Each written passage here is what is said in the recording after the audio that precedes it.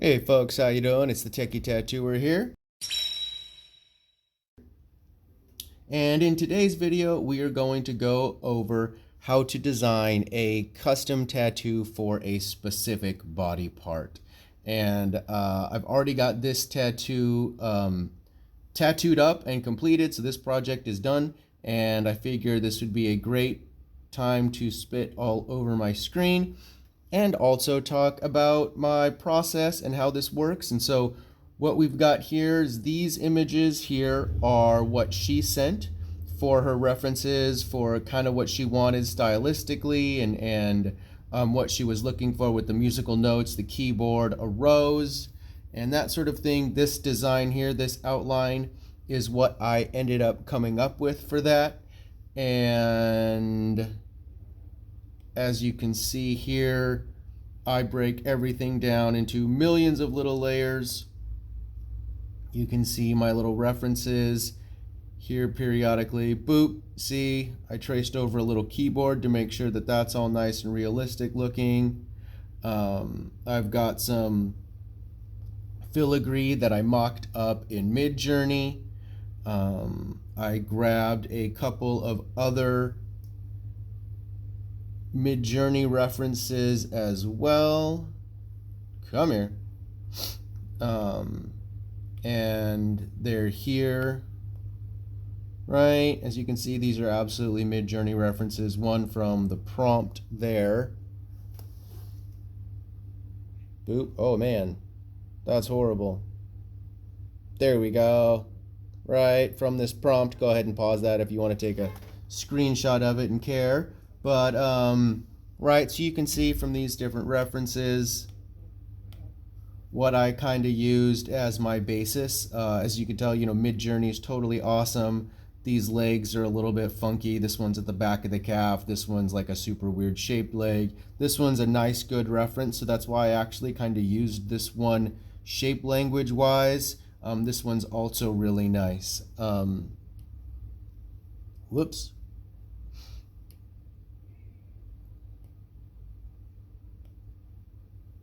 And so this is what the finished tattoo looks like. All right, so that's what we ended up doing on her. Yeah, so that's kind of just the basics there. Nothing too extreme, nothing too exciting, to be honest. Just sort of showing you what my process is of having a bunch of images from the client, going and figuring out some stuff in Midjourney, right? Then taking it, breaking everything into its logical component pieces.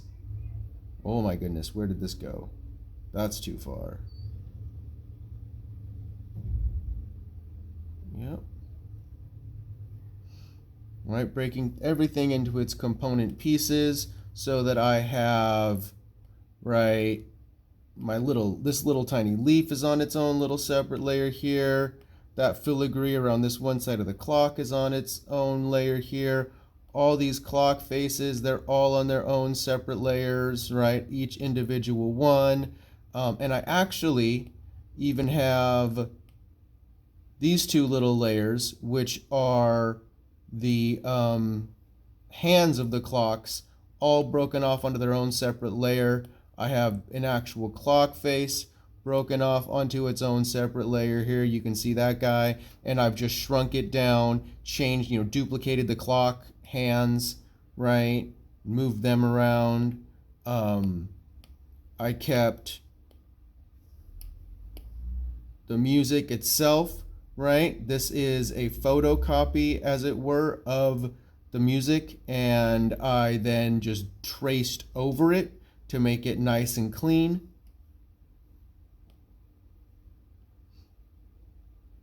And yeah, that's really it, right? I got my rose on its own little separate layer, the little rose leaves on all its own separate layers, the filigree down here on its own separate layer. And so that way you can see I haven't done it with this example here, right, in all of these areas, but then I just go through, decide what I want on top, what I want underneath, which petals I want over the watch, which petals I want under the watch, which components I want to have pop out to the front, and then that's what we end up getting for the final outline of the design, right? This one I decided to push over, these I decided to push under, and I just experiment with it, right? I just give it a try, see what I think looks the best, see what I think draws the attention to the also the reason I did that is because this time is over here, or is not over here, and it doesn't conflict, so I can absolutely put this rose over. If I'd put some of these components or some of these petals on this rose over here, it would have looked a little bit muddy and kind of encroached on the actual time that's pointed on the watch hands. And so little things like that that you're just going to want to pay attention to while you're creating your design brings us to our final product, which is that. And so, yeah, that's how I do it. Making sure I just do fun, nice little designs. We talked a little bit about it, and we may end up adding a couple little extra leaves down here and over here just to kind of fill this area in. And then we may give those leaves a little bit of this same kind of treatment, but in a nice mossy green, and a nice kind of subtle green color. So, with big pieces like this, you are kind of working with your client to make sure everybody's happy, but you also get a nice clean design. Yeah, folks, designing a side of the calf tattoo custom for a client.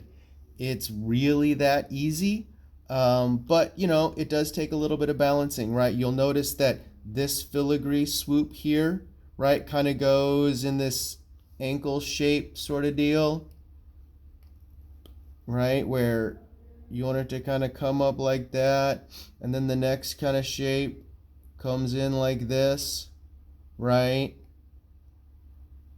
So you could see how we've got these really nice basic, this could be a swan, right, or some kind of phoenix or whatever, because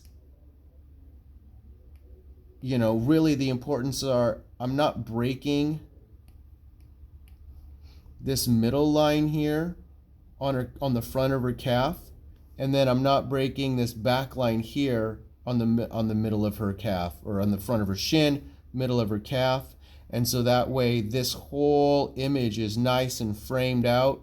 You can see how it follows a nice teardrop shape overall, helping to accentuate the getting smaller by the ankle and having that main image up on the calf. There's lots of things you can do. Me personally, I thought it was way nicer to actually curve the musical staff, so that way it gives it a more organic feel. Also, that complements the same curve along on the piano side, on the keyboard side of things, so that you just get basically what looks like a really nice bouquet, but they're not all flowers, they're watch faces as well, right? And so again, you have sort of these callbacks to other shapes that are really familiar and that the body, that the eye recognizes. And even if we don't really know what we're looking at, right, this is just a different way of expressing what we're looking at, as well as sort of like a bouquet with watch faces and all this other stuff attached to the overall shapes.